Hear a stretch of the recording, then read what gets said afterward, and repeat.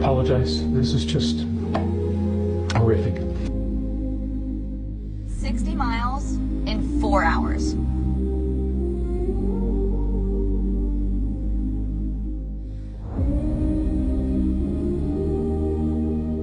Cars are backed up on all the arteries out of the Tampa Bay area as gas stations without any gas. It could be the most dangerous hurricane to ever hit this part of Florida.